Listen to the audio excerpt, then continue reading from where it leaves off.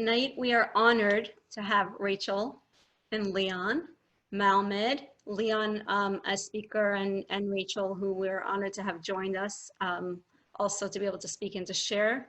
Leon will be sharing his story and his sister's story with us. This is the book. On the flyer, there was actually a different cover. It's the same story, just a different cover of Leon's story. We survived, at last I speak. Leon's story stayed with him privately for many years until he finally decided to speak and tell us this fascinating story, which I was honored to be able to read and get to know both of them. So we're going to begin with a video.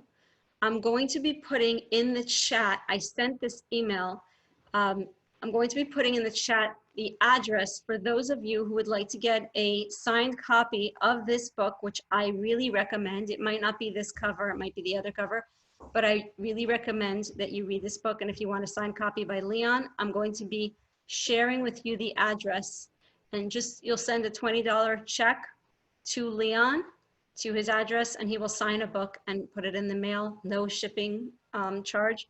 He'll put it in the mail and you'll receive your own copy from Leon, a signed copy, which we would have done if we were at the shul. And so, this cover. Sorry, this cover? This cover, yes. This cover. Yes. And Leon, you can tell us about the cover a little soon, in a few minutes, I guess, when we get started. So just a little bit of an intro, not an intro to Leon yet, just an intro to how I got to have Leon on this Zoom tonight.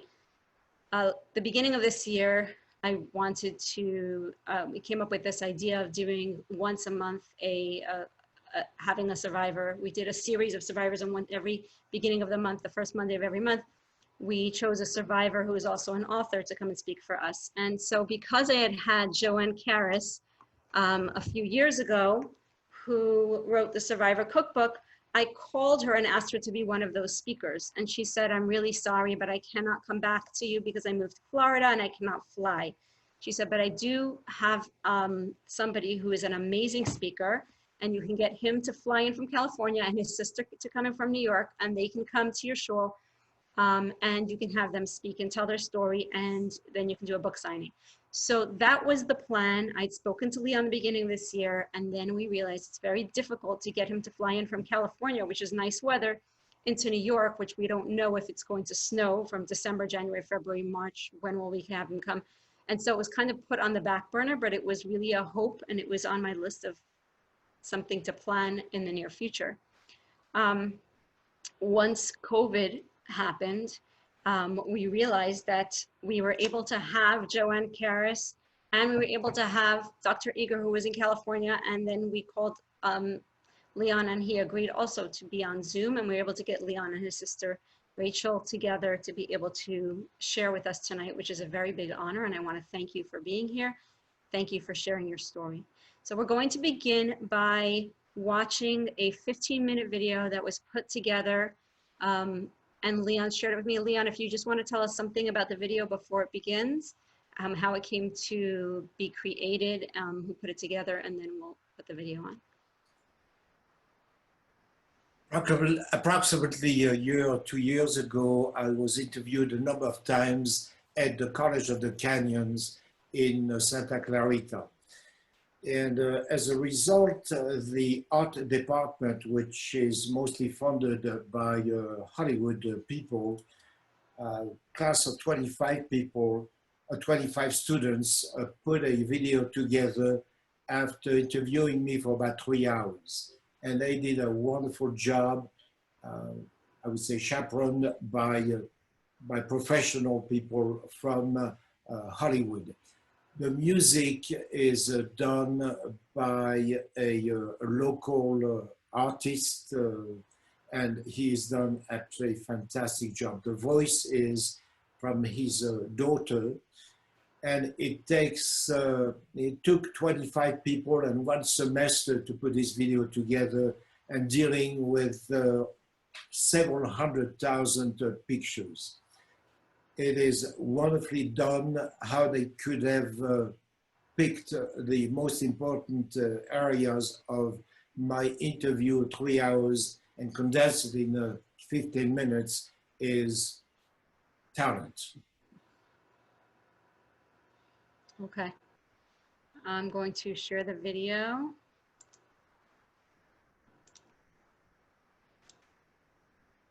Okay.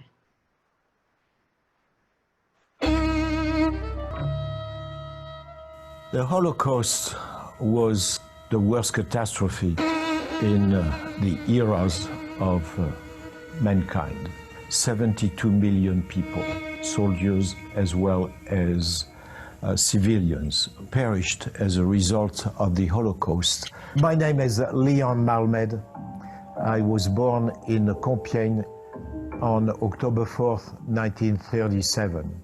The Second World War arrived to us in 1939. I lived in a town called Compiègne, located about 45 miles north of Paris.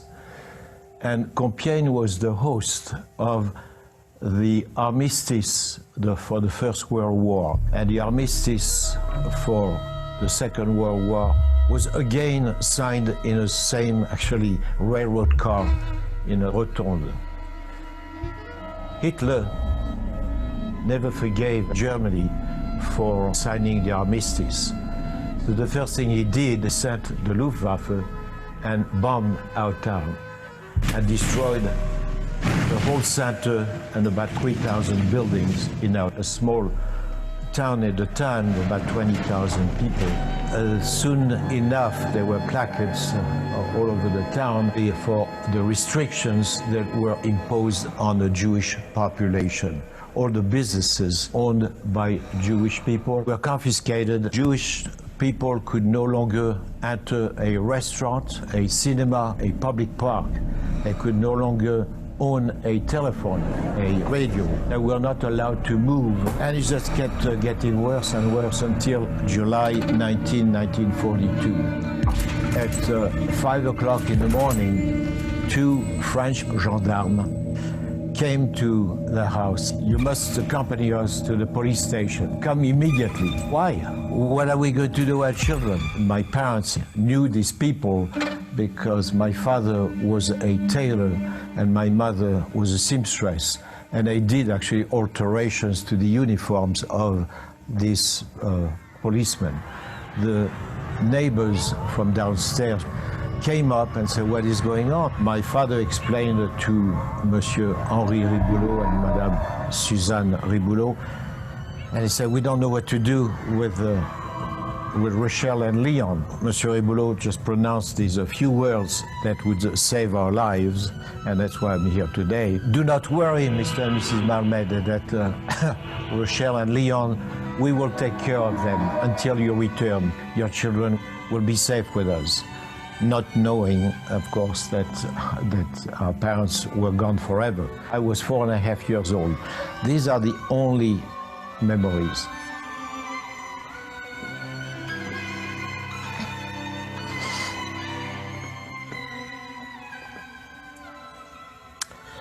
That I have from my parents. So started our lives with strangers. My second parents, the Riboulot family, consisting of Henri, Suzanne, René, and Marcel Riboulot. This family of 4, 2 adults in their 40s, and their 2 sons, 17 and 19, saved our lives. So I came into this family. I had no idea why our parents were taken away. I just cried myself to bed for several years. You are 4.5 years old and your parents are taken away, you're crying and so on, all of a sudden that you're with the people that you don't know, who do not have the same habit. About 4 or 5 months later, I went and sat on the Papa Henri's laps. Every evening after dinner, I would go and sit on his laps. We lived on this small street, and anyone at that time who harbored a Jew or a communist or a homosexual or a person who did not agree with the regime was either deported or shot on sight. German soldiers, especially SS, Gestapo, had the right to do anything. There was a forest next to us, and a lot of people were taken to the forest and shot just for amusement of the SS. There were some neighbors who were very concerned. There was one in particular, her name was Madame Raymond, and she was very upset with the fact that she could be shot as well. Because that woman came a number of times and she would say, "Why are you doing this? Why are you risking your lives and the lives of your sons?" And Papa Henri will always have the same answer. We committed to their parents that they would be there when they return. Across the street from us, we had a farm. And every day my sister and I would go to get a quart of milk. As we came up in a courtyard of that farm, we would see German motorcycles. On the left side, there was a long table with big cans of milk and the farmer's wife. And at the table, on the right side, long table, were German soldiers, and there was the farmer, Mr. Van der Noor, red in the face, drinking. As we were leaving, we would always wait for the command, "Halt, halt!" We had no choice. We needed that milk so badly.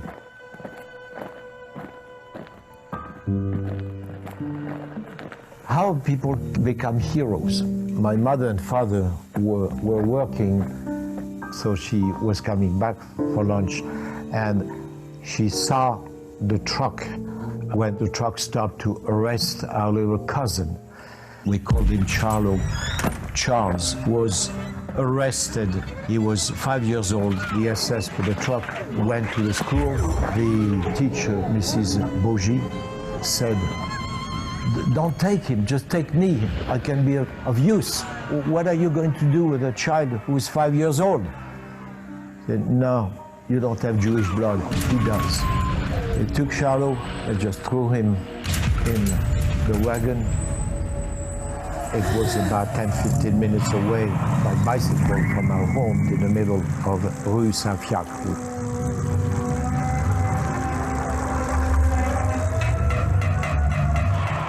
By the time that she got home, the truck was actually turning the corner of our street, which was 100 yards away. She was screaming, "Run, run, run." She went back on her bicycle. She continued. She didn't want to be there when the Germans came. And I went down through the back door, went into the garden, went over the wall, and there was a field in the back. My father, Henri Riboulot, took his bicycle as well and told me, "Run in the field, I will meet you on the other side." And he met me there with his bicycle. So he put me on the frame of his bicycle, and we all went to a little town 5 kilometers away to his sister-in-law, hoping that we could stay there for a few days. This lady was so scared. Before the curfew at about 5 or 6 o'clock, she told us in a screaming voice that we had to leave immediately. If not, she was going to scream until the SS would come and arrest us. It was very cold outside and we had nowhere to go but to return to the apartment. And we were certain that, of course, a German sentry, SS, would be posted there. We got to the apartment and there was no one there. We just slept in our clothes and so on, and we had a bag ready for them to come and arrest us. We were hidden either in a basement or in a forest or in a field, but the basement was the worst because there were critters there and it was very, very dark. I had this maniac habit of making kites. I couldn't go in the street, so I had to fly it in between the two homes, and it was too narrow, and the kite would go up, and of course it would bang into a wall and it would break. And I broke so many kites. But this is what helped me as I was just sitting on the floor in a dark cellar. I was always dreaming of those kites flying, and this is what kept me going for hours. Papa Henri was a fisherman, and in our town we had a place where they killed animals. And then there were a lot of fish gathered because the blood was flowing 300 yards away into the river, which there were a lot of also fishermen. And he had met a number of times a German civilian who spoke almost perfect French. One time that this German asked for the name of Papa Henri, and they said, well, you know, if I can help you, just come and see me. So Papa Henri, and he went to the, what we call the Kommandantur, which was the SS headquarters, and he asked for that person, not knowing whom he was, because he only had seen him in civilian clothes. And he was brought to an office, and the person was there behind a big desk, and he was in SS uniform. He asked the people who were in his office to just leave. And he said, Monsieur Riboulot, I know who you are. I know that you are actually hiding 2 Jewish children. Papa Henri thought that he was going to faint. He was talking to the commander of the SS in Compiègne. And he said, for as long as I'm here, you do not need to worry. And that was it. From that time on, they never came to arrest us. The Compiègne was liberated in November of 1944. I was 7 years old. We had spent the last 3 days before liberation in the cellar. And that night before liberation, there was actually an exchange of mortar over our town. The Americans were shelling, the Germans retreating, the Germans were shelling the Americans back. In the streets where we lived, we heard some very soft walking. It was the Americans, but we didn't dare go outside. At about 4:30 in the morning, we finally dared going out and taking a peek, and sure enough, the American soldiers had liberated our town, and they were coming through the main street that went from Paris all the way to Belgium, and we saw the tanks, we saw the jeeps, we saw the huge tanks, and the soldiers were actually throwing us chewing gum and chocolate and all kinds of candies. I had never seen a chewing gum in my life, and I was 7 years old at the time. The church bells were ringing in the town. 5 years of occupation and 3 years of fear. Liberation to us, you have no idea. You have to have it lived to understand what it meant. It was beautiful. We thought at that time that our parents would be coming back, and we just waited impatiently and day to day that the door would open and our parents would come back. And they did not. Out of this traumatic event, came out a family with the courage of become heroes. My sister and I were able to get them actually the highest recognition from the State of Israel, which is the gift of being a righteous. There is a tree that was planted actually in Jerusalem at the Yad Vashem Museum in celebration of their life.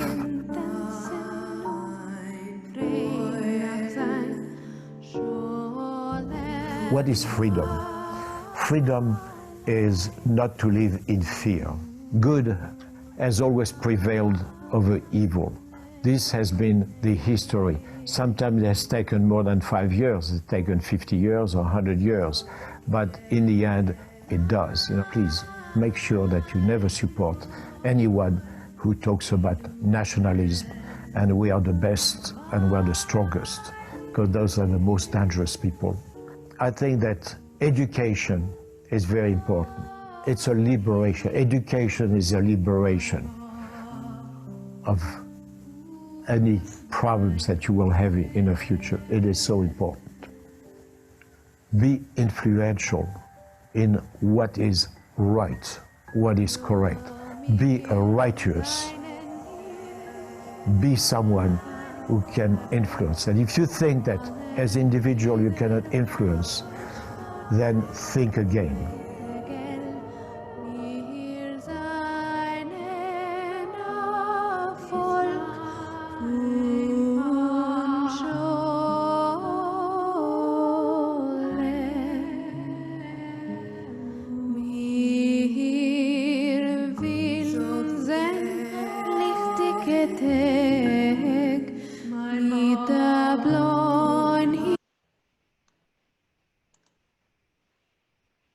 Okay. Wow, that was very, very powerful. And thank you. Thank you for sharing that video with me so I can share that with everybody so we get a little idea, a short version of your fascinating story. And we're looking forward to hearing more from you. Before you do, I'm going to give you an official introduction to Leon. I also did want to mention, and I forgot to mention before, that when I first met Leon over email and I wrote my name Chana, Leon wrote back. Chana was a very special name to him because Chana is his mother's name. When we spoke on the phone, so I felt really special. And then I read the book and I saw who Chana really was, and I felt even more special. And then when we spoke, Leon told me that I was the only other Chana that he's met or heard of. So Leon, wow, thank you. I feel very, very honored to be able to be sharing your story, your mother's story here. Okay, so intro to Leon. Leon Malmed was born in France on October 4th, 1937. He is a Holocaust survivor. He immigrated to the US in 1964. He lived 18 years in New York. He was a resident of the San Francisco Bay Area for 30 years. He and his wife, Patricia, now live full-time in South Lake Tahoe. Leon graduated in mechanical engineering from the University of Paris. He is also a graduate of the UCLA Finance Senior Executive and the Stanford Business School Executive Institute for Management of High Technology Companies programs. Leon worked in the high-tech industry in Silicon Valley, where he held executive positions for over 30 years. He served on high-tech companies' board of directors and is currently on the board of the Lake Tahoe Community College Foundation. After 60 years of total silence about his childhood during the Holocaust and aftermath, Leon decided to publish his memoir. He is the author of We Survive, At Last I Speak, available in English, French, and Spanish.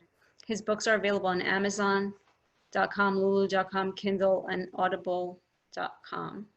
The proceeds of the book sales go to the Jewish Family and Children's Services of the East Bay and of San Francisco for Holocaust survivors in need. Those of you who would like to purchase his book, again, I will share how to purchase it directly from him to be able to get a signed copy. I'll be sharing that in the chat today. And I did share it on the email that I sent out. Leon speaks about the Holocaust in schools, colleges, universities, churches, synagogues, book clubs in the US, in Europe, and South America. He has been interviewed on TV and radio. Besides writing books, he loves riding and racing bikes. I called today. He was on a bike ride for many miles, a lot of miles today. Skiing, sailing, and golfing. 2 years ago, he participated in the Dancing with the Tahoe Stars, dancing the salsa and winning the second place. And you can see that on YouTube, I believe, because I did watch it. I think, unless you shared that with me, that was really wonderful. We are pleased and privileged to have Leon Malmed with us today. And Leon, I'm passing the microphone over to you. Hold on. Spotlight video, there we go. Thank you very much, Hannah. It is a real honor to be invited to speak to your community and to all my friends. Thank you, everyone, from the bottom of my heart for honoring 4 heroes, Henri, Suzanne, René, and Marcel Riboulot. My sister Rachel, from the comfort of her home in New York, is with us as well as her husband, Izzy. Today, we are living in conditions that remind me of my childhood.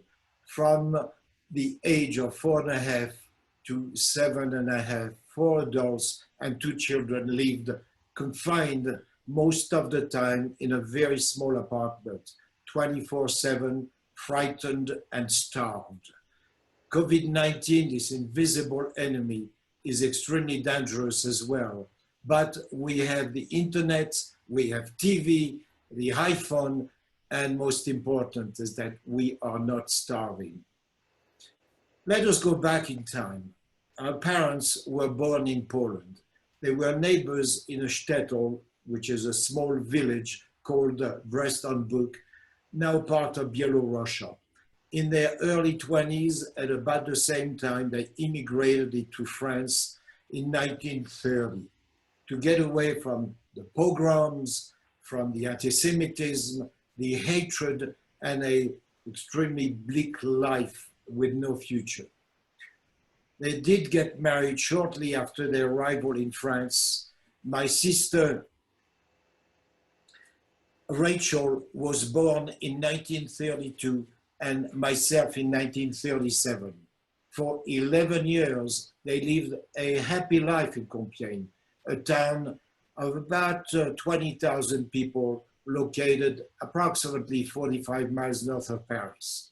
World War II was declared on September 3rd, 1939, 2 days after Poland's invasion by Germany.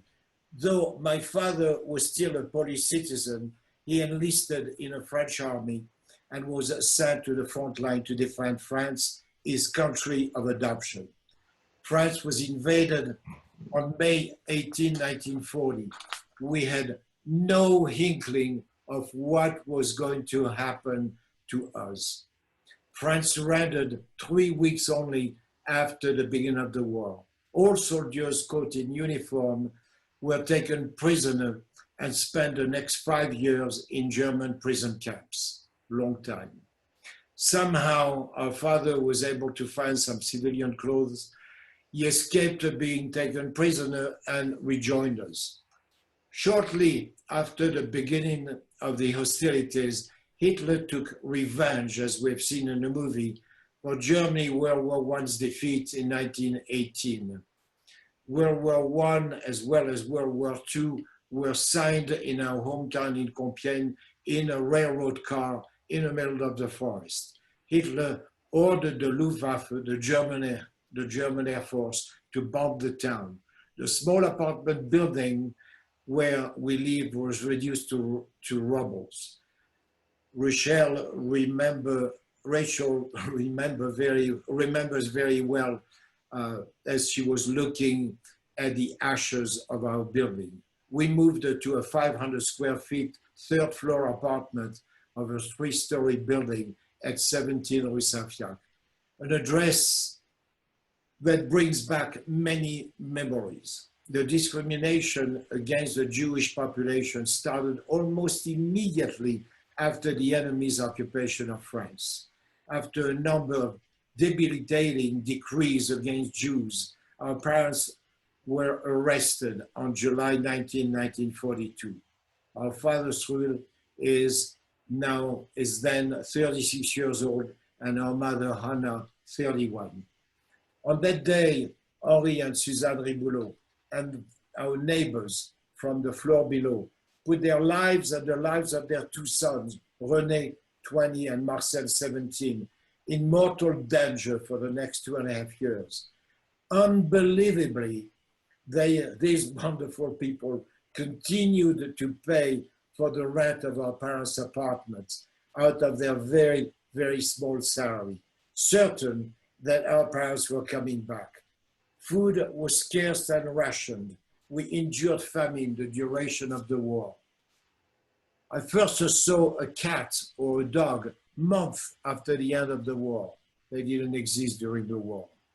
Since my sister and I were not supposed to exist, we did not have ration cards. 6 people had to share the very small amount of food provided by 4 ration cards. In addition, it was extremely difficult to find food. The German army requisitioned all food supplies directly at the sources. Many evening meals consisted of bread made out of bitter flour, but mostly sawdust, dipped in milk. The Nazis rewarded people for denouncing the whereabouts of Jewish people, underground fighters, foreign parachutists, gypsies, homosexuals, and other undesirables with additional ration cards. As a result, we lived in constant fear of being denounced, as many people in our streets, in the neighborhood, in our school, at town hall knew that the Ribolo family was hiding 2 Jewish children. After living with Mr. and Mrs. Ribolo for a few months, I started to call them Maman and Papa. I was about 5 years old. They became my parents, the only parents I had ever known, except for my first memory as a child of the day the French police tore us away from our biological parents. We escaped a number of roundups, which would have meant deportation and death. The closest call came on January 19, 1944. We were saved by a coffee spill. Yes, a coffee spill. Rachel and I were the first on the list to be arrested. The driver could not read the address that was stained with coffee. They arrested most of the others on the list and went back to the SSS quarters to get our address. When they came back, it was lunchtime. Maman Suzanne, on her way from work to home, saw the infamous truck at our little cousin Charles' home. She pedaled as fast as she could with a sense of impending doom that we had been arrested already. When she reached our home and opened the street door, she was screaming, "Sauve-toi, sauve-toi, run, run." I had about 2 minutes to escape. Yes, 2 minutes. And here, Rachel and I are with you today. And I still drink only 1 small of coffee a day. Yes, a coffee stain saved our lives, Rachel and mine. On that day, Maman Suzanne risked her life, the life of her husband and her 2 sons to save us.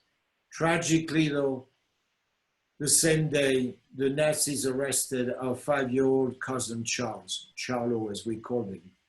Another Christian family, Mr. and Mrs. Bogie, had been hiding him after his parents were arrested on the same day as, and the day we were torn from our parents. Little Charles was deported almost immediately to Auschwitz, along with 269 other children. None survived. When the German archives were at last opened to the public in April of 2006, 60 plus years after the end of the war, we learned that our parents were transported in cattle cars on July 29, 1942, 10 days after their arrest, to Auschwitz in a convoy of 1,000 people, 270 women, or men rather, and 730 women. Our mother was not tattooed on arrival, meaning that she either died during the transport or she was murdered on arrival. Our father was tattooed.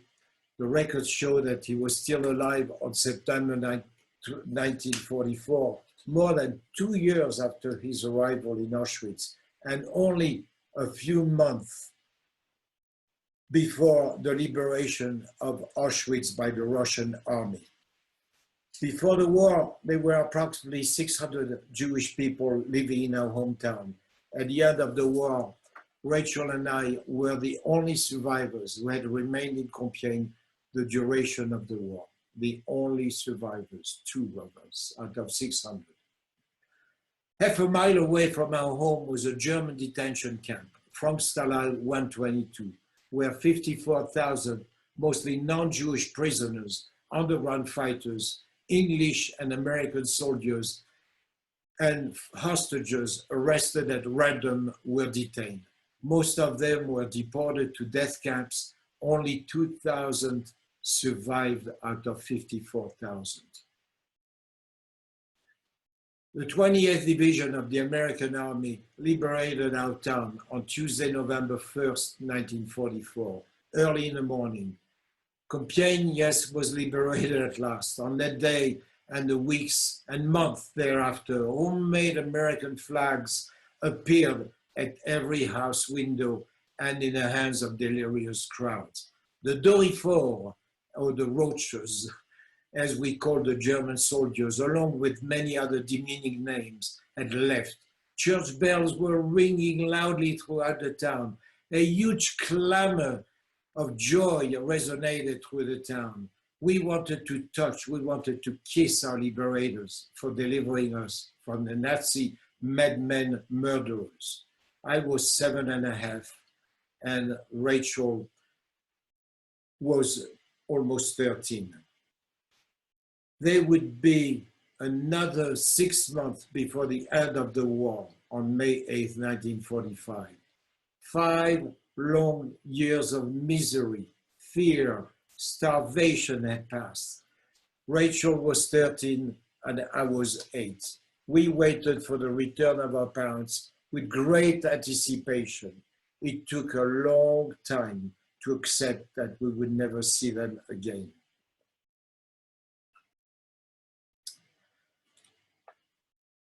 There has not been a day in my life I haven't thought of them. I still see them as they were in their 30s from the few photos that we have from them. Our torments were not over.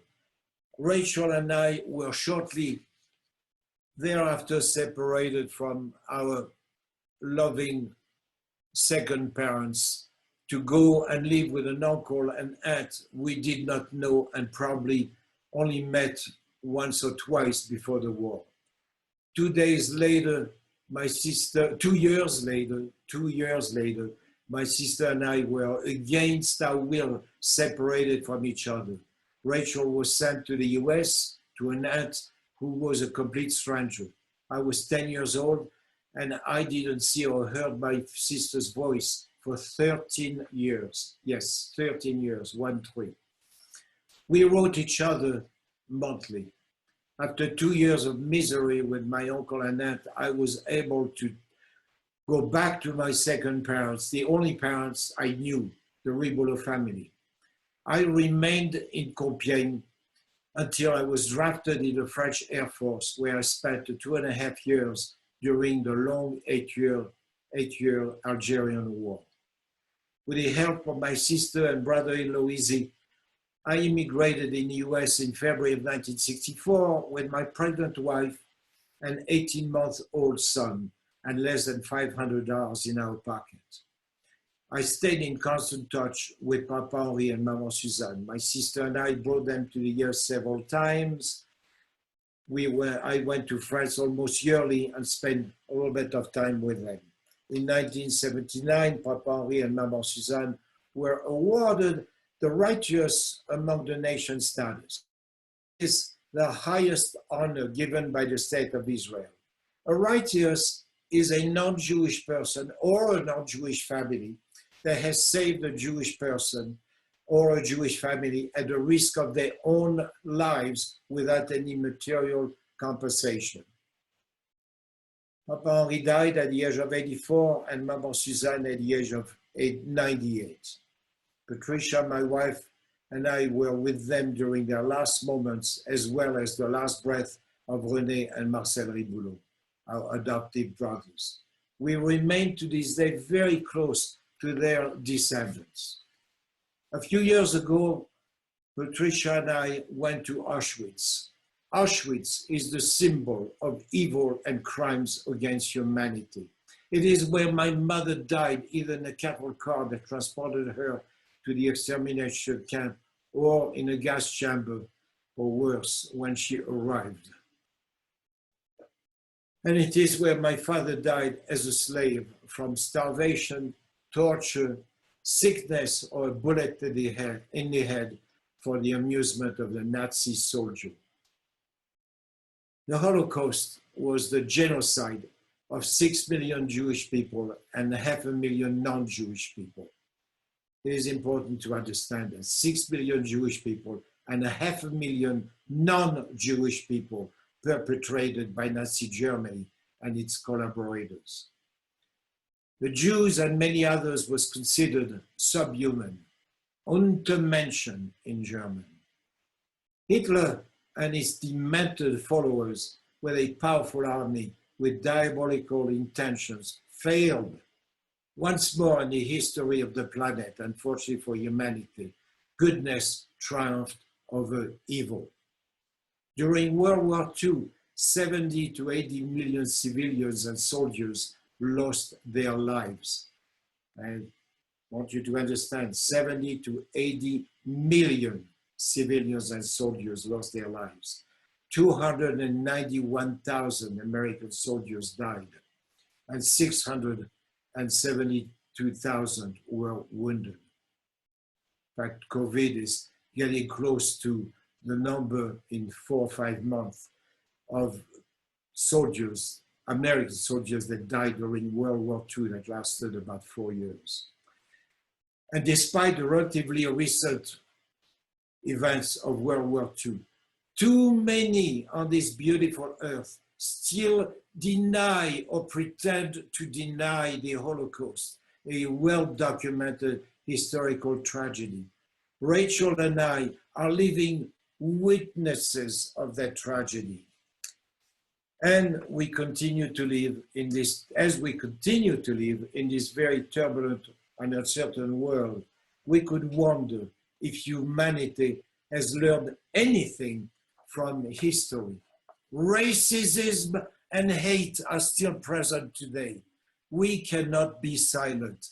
Our educators, religious leaders, and elected politicians must remind us of the tragic events of World War II and its sequels. They must remind us of the catastrophes due to racism, anti-Semitism, religious hatreds, and wars. They have brought division, havoc, death, and misery to so many innocents and their families for centuries. At last,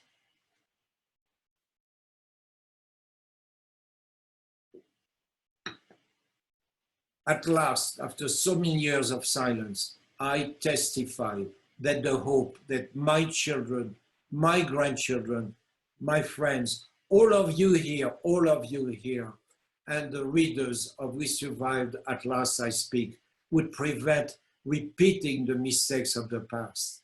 I also hope that writing, talking about my personal experience and related events that took place more than 70 years ago, events that could have annihilated the world, will contribute to a better world. To the upcoming generations, I say, use history toward a peaceful world.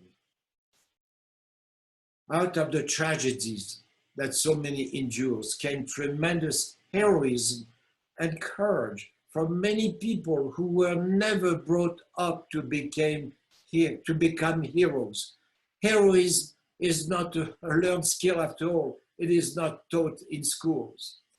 As long as I live, I will never forget this heroic writers among the nation's family, Henri, Suzanne, René, and Marcel Riboulot. They saved my sister and me from certain death at the risk of their own lives. I will never forget all the people in our hometown who knew we were hidden and remained silent.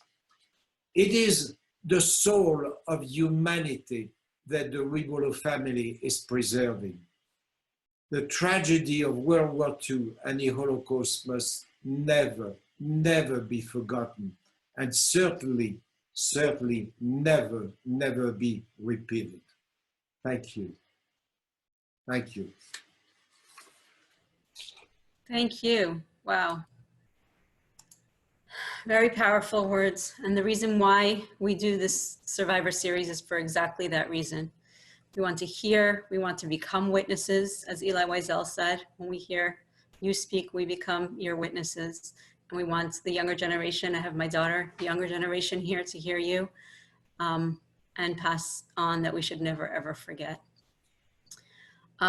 Leon, you had mentioned to me that with everything that you went through in the past, people have turned to you to ask you to help the children of today that are going through difficult times. And I wanted to know if you can share what it is that you do to help the children of today be able to cope.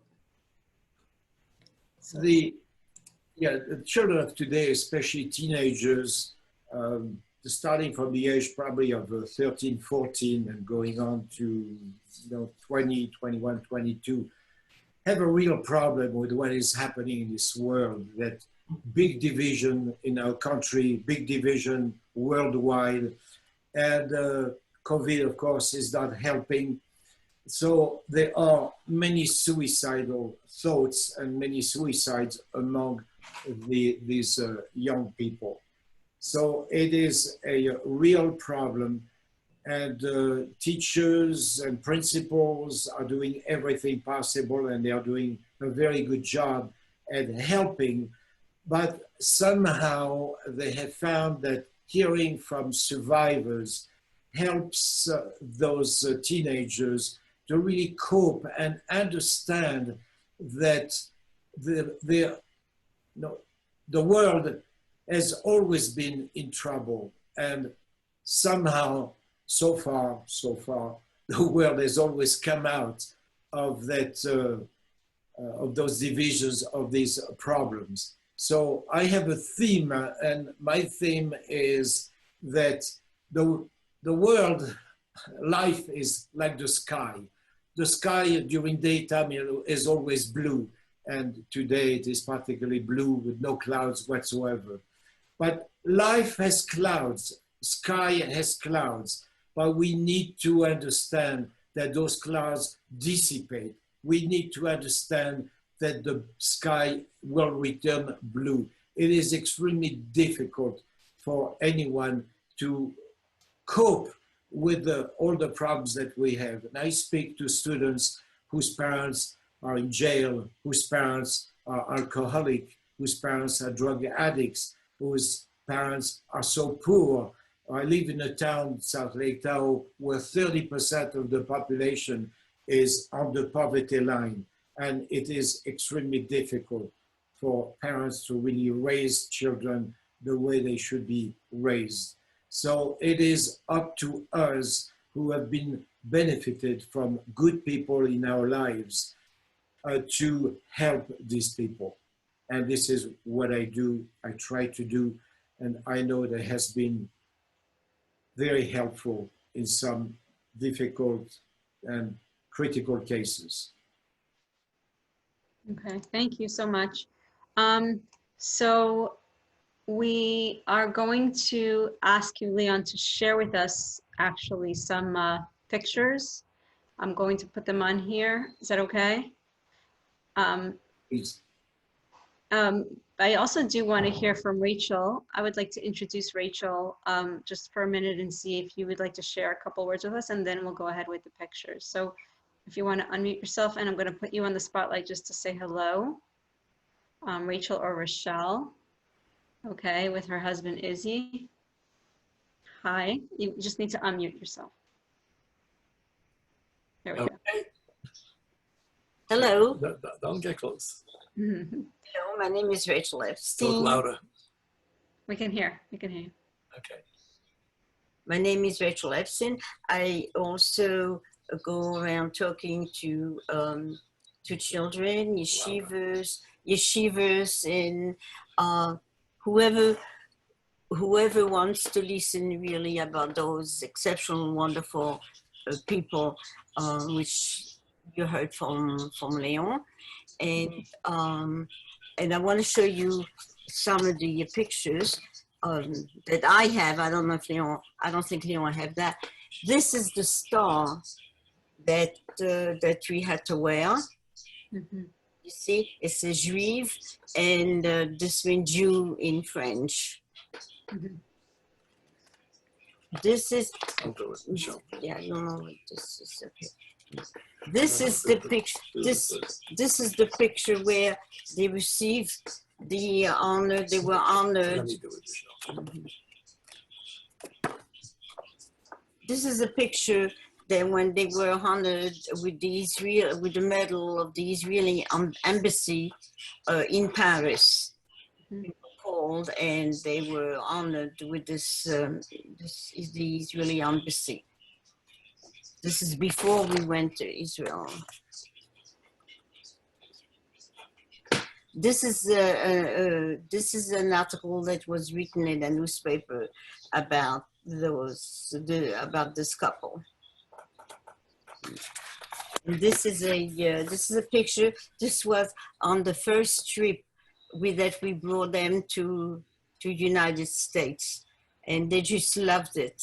We brought them to this country about 2 times and visited as much as possible the United States, and they were so happy, and it was our pleasure to show them everything. We just could not do enough for those people. After the war, whatever they needed, we supplied them. If they needed a washing machine, if they needed, in fact, we were in the United States, but somehow they never had, whatever they needed, they had it. And we just didn't know what to do for them till we took them to Israel to plant this tree.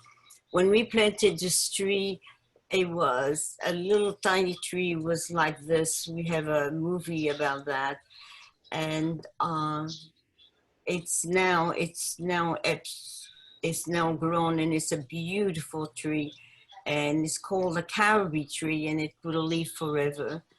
And it represents them. And I've been in Israel many times. My last time I was there was three years ago. And when I went to visit the tree, it was so beautiful. There's really many trees there. They don't have any more room to plant trees, but we did that very early. As soon as Yad Vashem opened, we were there. Anything to honor them, and like Leon says, we're very close to their grandchildren, great-grandchildren. We are just like family. They called our aunt and uncle, and that's for everything. And they were really exceptional, because there's many people that did rescue Jewish children, but when we went into them, immediately we were like we were their children. We were their children, and there was no difference. And their son, the same way. Immediately we were like we belonged to them. They took out, there was little food, and there was very little milk, and she would take away out of a children's mouth the little bit of butter or the little bit of milk and give it to us, and say to their children, "You have grown up already." Leon and Rachel, their bones are growing, and they need it. So they would take away what belonged to their son to give it to us. It was unbelievable, and there was no other people that I know ever did that. They are extremely special, extremely special. And to me, I never thought they would die. I put in my head that they're not going to die. That's it. So, but thank God, God rewarded them with a fairly long life. And like Leon said, we think about them constantly. We constantly are talking to friends, to their family, and till the day I die. That's it. They'll in front of me all the time. Wow. Yeah. Thank you so much. Thank you for sharing everything that you did. And also, now we will know them. I read their book, and every page I turned and saw what they did, how they risked their lives, how they gave of themselves that's the real hero, true heroism. And for people to risk their lives for people children they barely knew your family before this happened. We had just moved in. We had just moved in the apartment, like maybe a month or so. Mhm. And at that time during the war, people were afraid to talk to one another. We lived, they lived, there was a 3-apartment building, and they lived in the middle, we lived on the top floor. We passed in the stairs and we say, hello, how are you? How's the weather? I mean, there really was no conversation. You never knew who really was your enemy or what. So people were afraid to talk to one another. So we hardly really knew those people. So it's just a pure miracle that we happened to move there and to be, that they were there for us. Yeah. Yes, absolutely. Truly a miracle and truly amazing, and that you're both here to be able to share this is what, we're honored. We're really honored that we're able to hear this from you. Powerful. So Leon, if you want to unmute yourself, I'm going to share the pictures and I'm going to have you speak while I share them. I'm ready. Okay, so hold on. Okay, here we go. 1 second. Okay. Okay. Okay, next one. Okay. Okay, so this is a map of France, and that's the town where we were here, a bit north of Paris. Next one. Okay, that is today, if you wanted to go from France to Poland, to Auschwitz, it would take you some 20 hours and it would cost you about $800. And that is, so 20 hours, our parents were for the deportees came from Drancy, which is a small town next to Paris. And it took anywhere from 4 to 5 days with no food, no air practically, no hygiene, no water. Next. Here's a picture of our beautiful mother, Hannah. Mm-hmm. That is our father. I don't know if you see my pointer, probably not, but on the right side. And okay, our uncle Charles on the left side.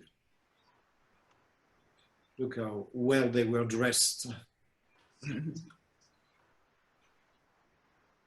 And this is a picture of our parents, our mother, Hannah, Srul, and all these people are uncle, aunts, and this is our Boubé, which is our grandmother.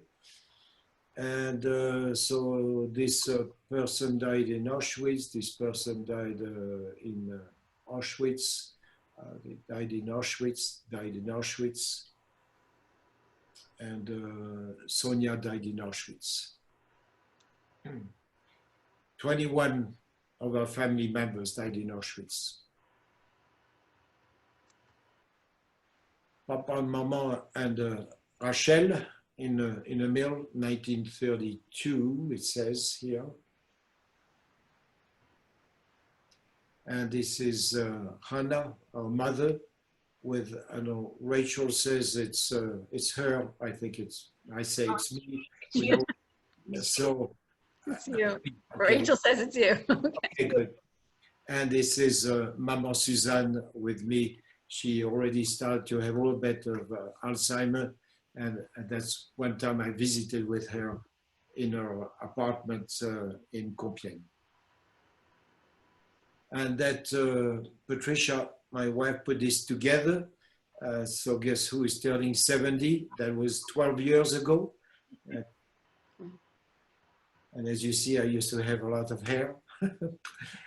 This is 17 Rue Saint-Fiacre. That is a fact that we still have, you see those doorbells? I do have the doorbell that was originally there and that was used by everyone. and in particular by the French police to come and arrest our parents and to deliver them to the SS and to send them to their death.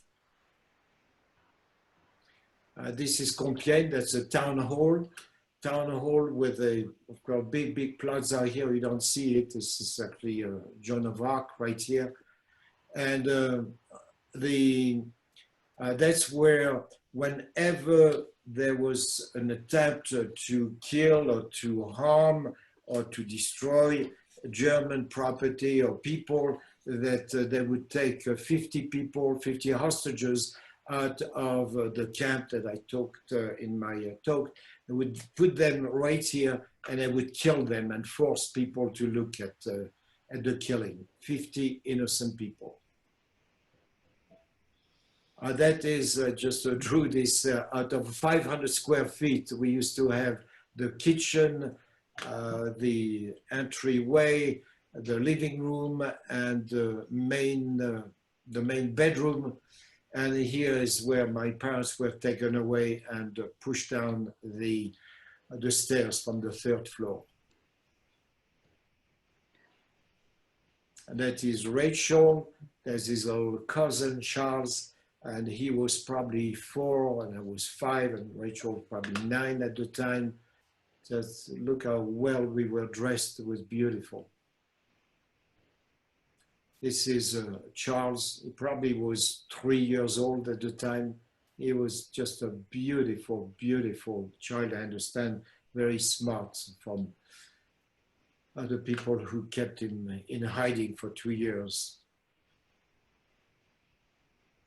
That is the only correspondence that we have received from our parents, is that our mother wrote this card here a few days after they arrived in Drancy and asking for all kinds of things, a needle and anything, since she was a seamstress and he was a tailor. They probably thought that they could do some work for other people and be happy. That was in Drancy at the internment camp. And well, someone should ask me later about the roundup of the 16th and the 17th of July, and I will talk about Drancy. That is when Rachel was at a school called School Joan of Arc, and here she is with her colleagues here, and everyone knew that she was a Jew. And that's a beautiful picture when we used to look beautiful. That probably was, I would say, 9 years or 10 years old, and Rochelle 15.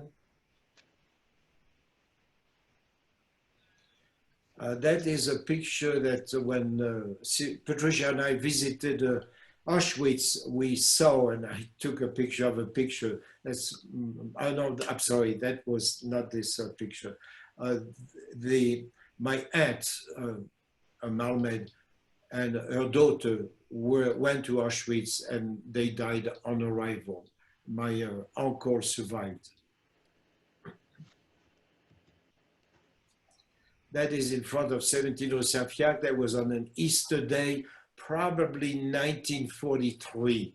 And as you see, Rachel had this beautiful hat, and Maman Suzanne, and Papa Henri, and myself. And these were 2 friends, actually, from Paris. And we were so impressed with people who lived in Paris because they were always very well dressed and better educated than we were. That is from the archives that were open in Paris, and I'm sorry, they were open in Germany. That's the convoy number 12, from Drancy to Auschwitz, and then 1,001 people, 216 people and children and so on. That's a famous lie, Arbeit macht frei, which means work makes you free. A terrible lie that's seen 1 million people going through and never came out of it. That is where the railroad went into Auschwitz. Is where the bed, the 3 or 4 people used to live there. And this is the Auschwitz gas or the extermination area from the outside. That's from the inside, the oven where people lay down after they were gassed and burnt. As many as a few thousands died there per day.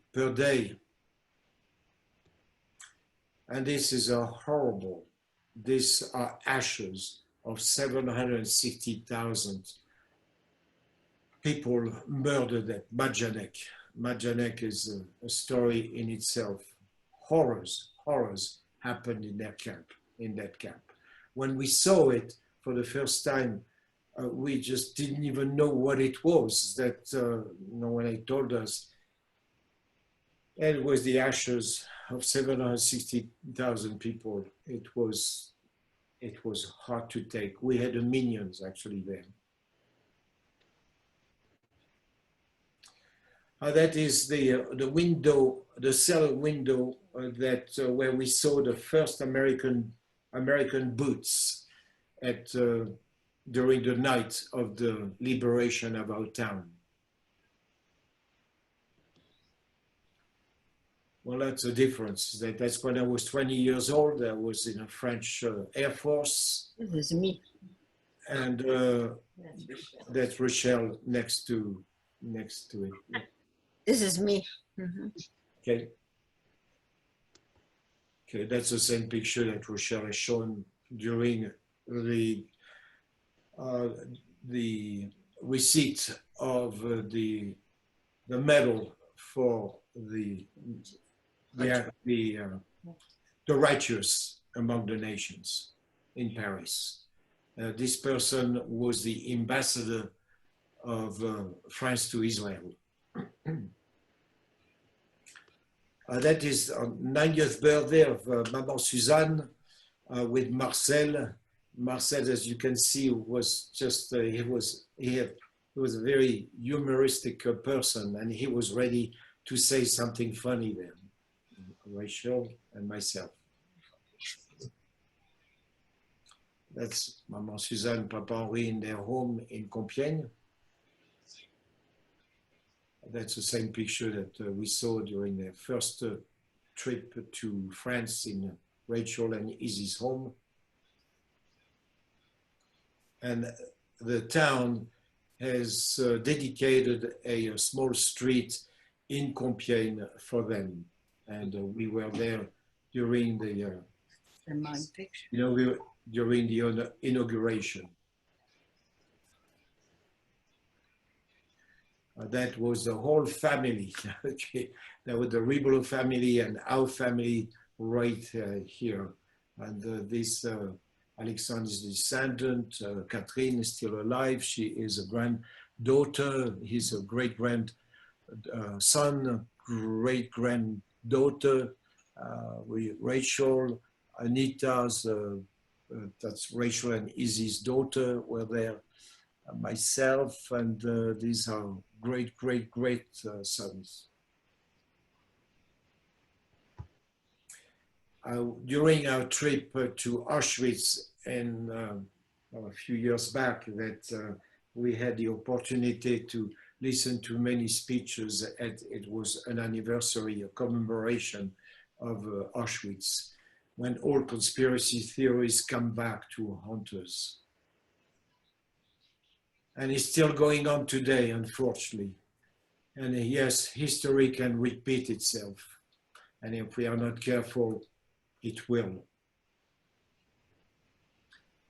Yes, I agree with that. I didn't write that, but this can happen again.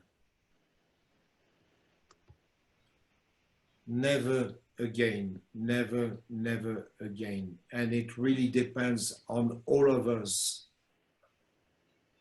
to make sure it doesn't happen again.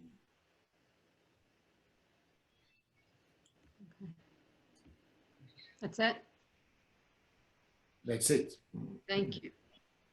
You're very welcome. Okay. So we have some ending remarks, and we may have some questions from the audience. So what would we like to do first?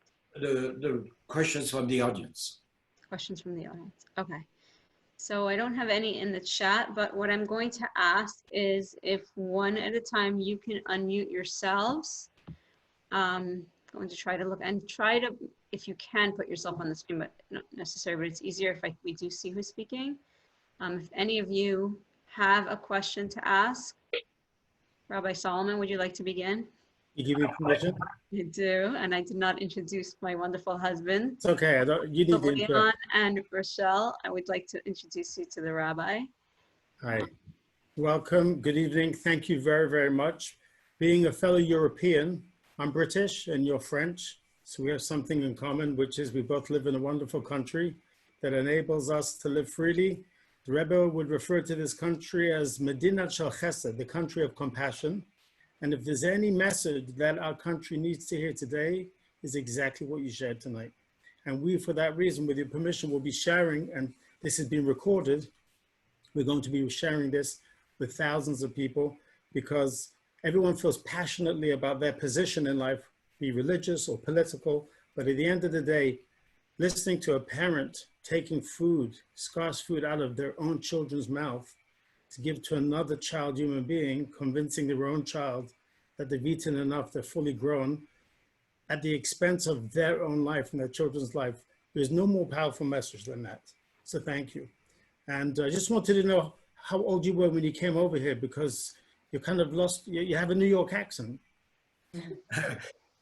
Talking to Rochelle or talking to me? To you, but Rochelle a little bit too. Okay. I was 27 years old. Oh, that explains it. Wow. Yes. Merci beaucoup. So it's been, One more question. As far as your Yiddishkeit, you were very young when your parents were taken away, and the family that became your mama and papa, they weren't Jewish. So at what point, you always knew you were Jewish, and what point did you have any, if you had any exposure to Judaism? for some reason, as that I do, for some reason, I do remember as I was for many, many months that I just couldn't go to sleep, and I really just cried myself to sleep. But I knew that I was Jewish, that I didn't really understand what Jewish meant at all. And I was wondering for many years, what have the Jews done to the rest of the world to be so hated by Hitler? I just could not understand. Why would he punish us children and take our parents away from us? And I have to share with you that for many, many years, decades, I didn't want anything to do with being Jewish. What did being Jewish brought up to me? No, we are born the religion of our parents, that if your parents are Catholic or Muslims or Jews, that's what you are. Very few people change their religion later on. So it took me many, many years to really cope with the fact that I was Jewish, and I was fine with that. There was no problem. But as far as the next question is probably, I am a religious person. No, I am not a religious person. And the reason is that the same thing is that you learn from your parents. Your parents take you to church, to shul, to temple, to whatever it is. And I have never, I don't know if our parents were religious or not, but of course I was too young to know.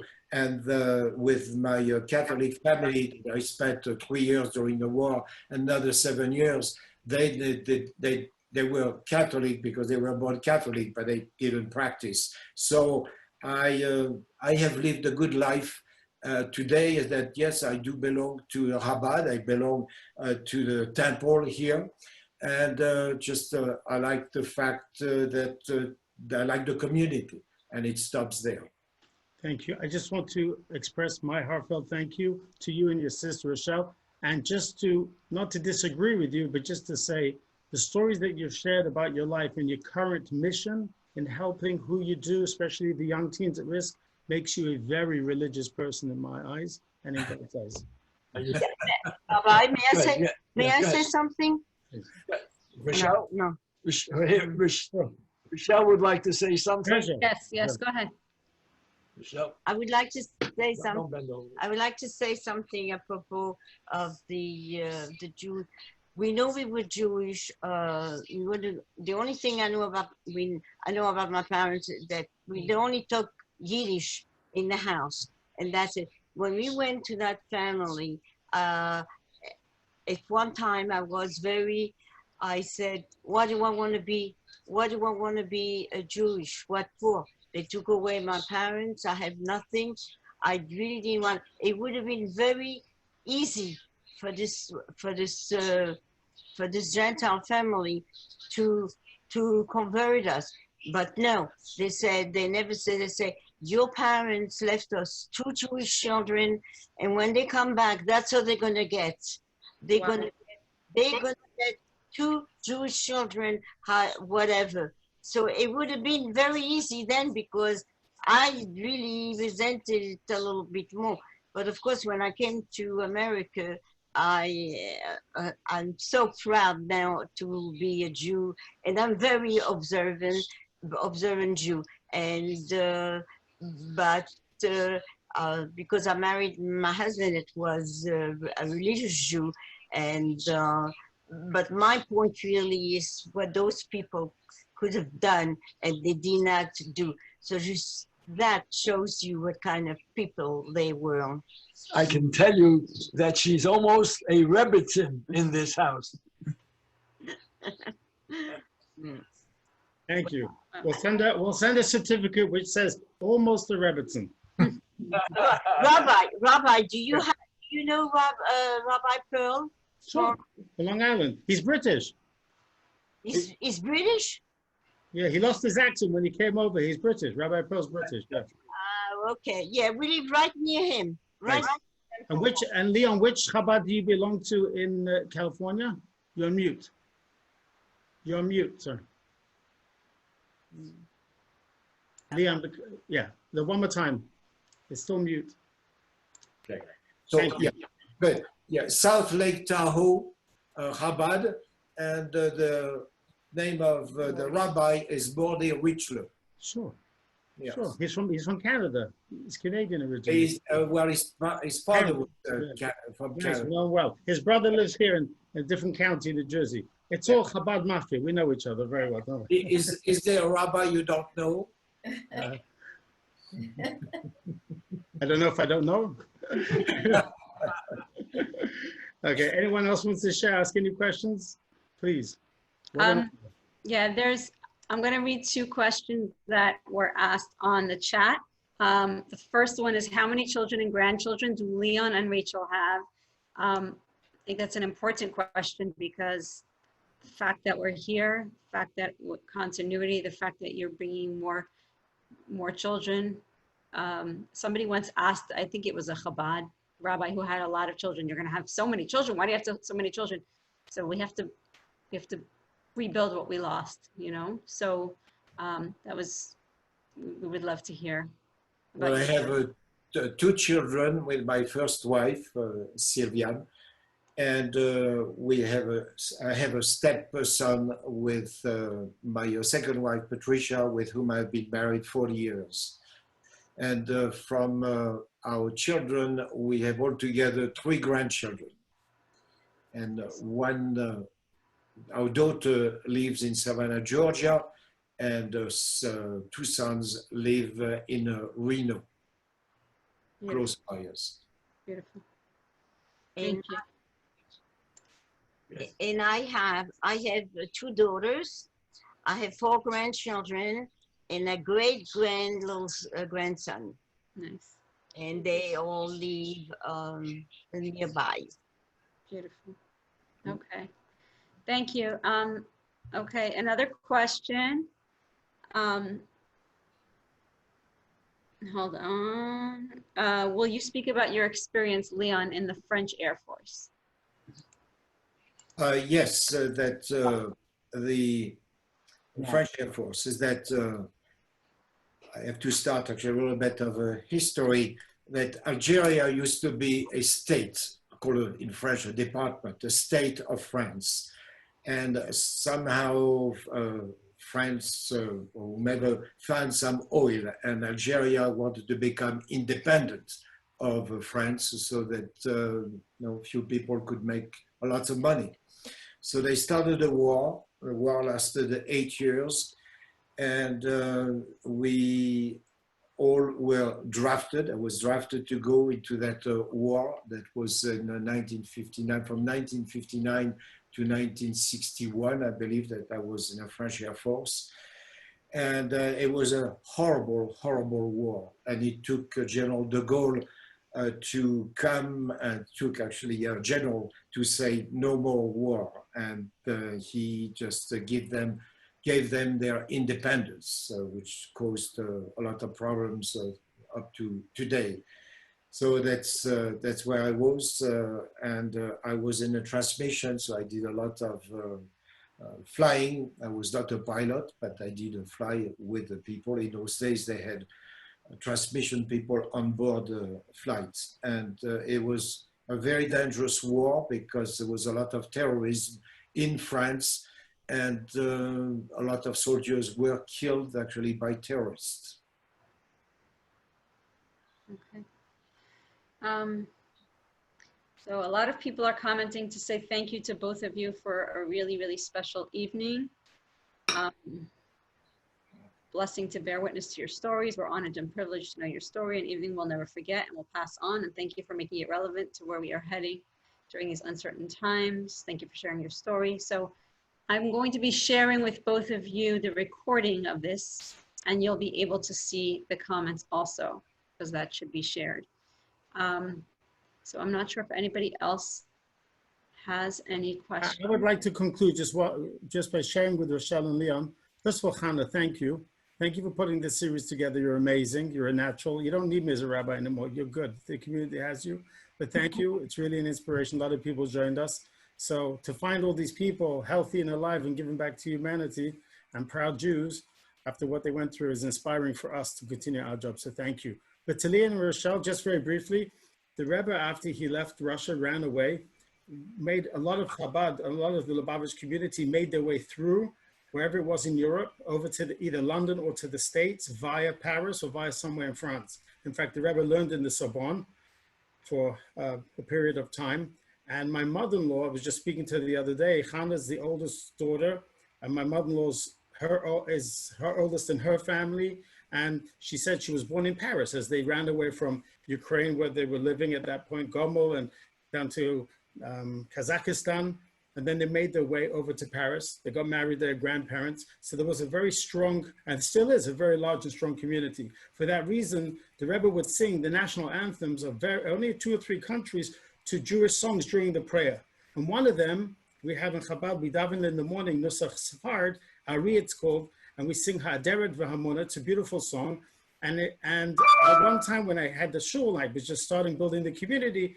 What did I know about songs, what they knew or the songs we knew? So I started singing the song that I grew up with and I heard by the Rebbe many times.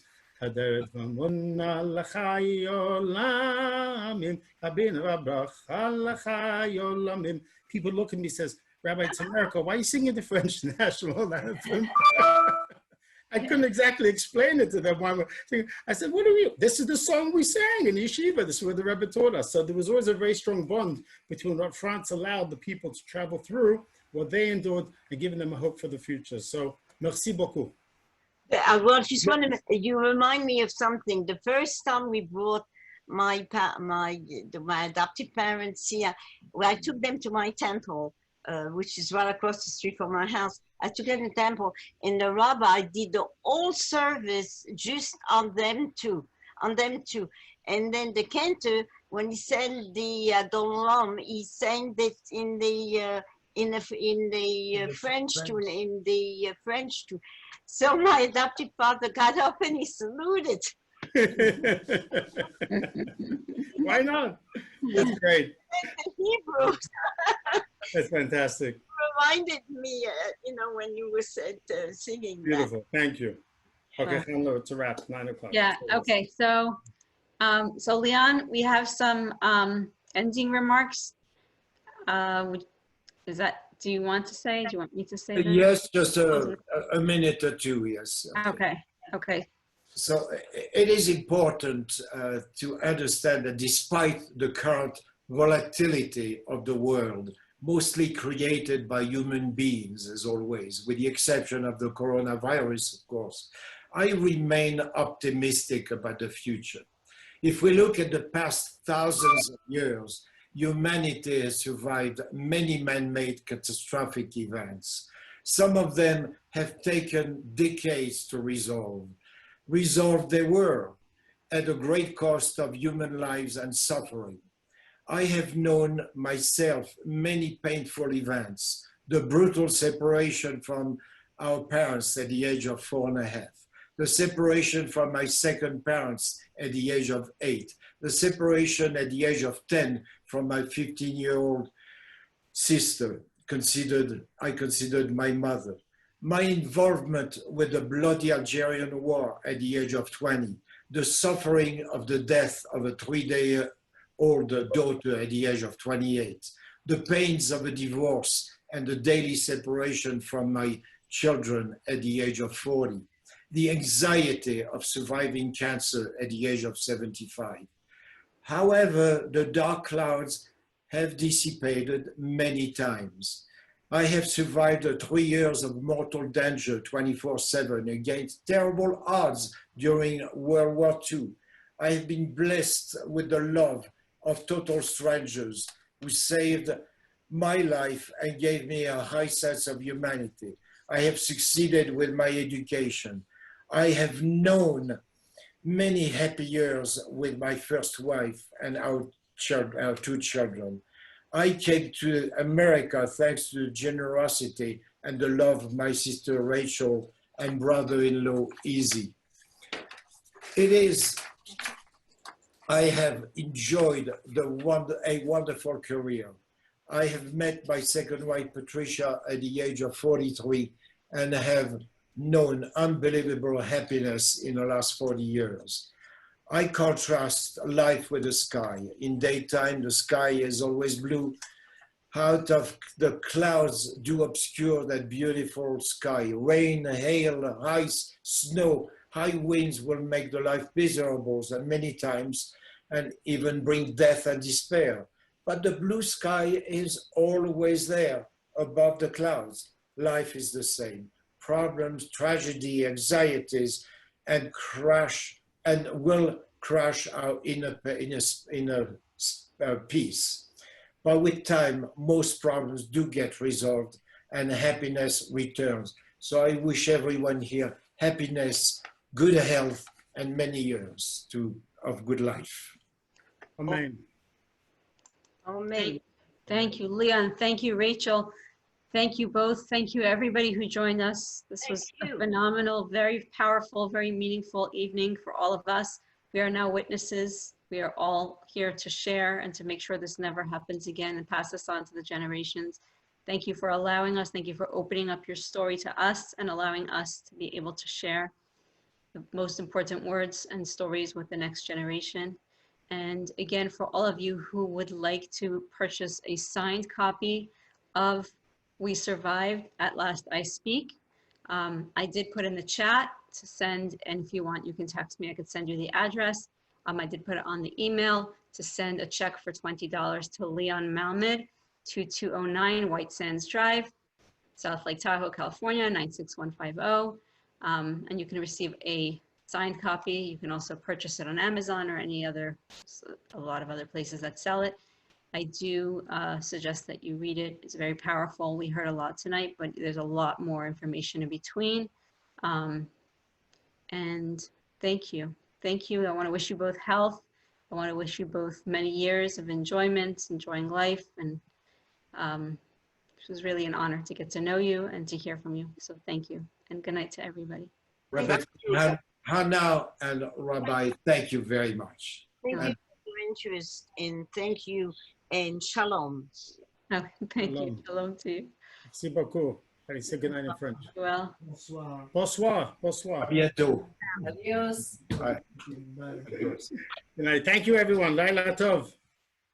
thank you so much. Hanallah. Have a good night. Be gesund. Be gesund. And Bye. to everybody, thank you. Thank you We'll for come visit you in California. Pardon? No, not Long Island. I'm not going to Long Island. Traffic's bad. I'm going to California to visit Leon.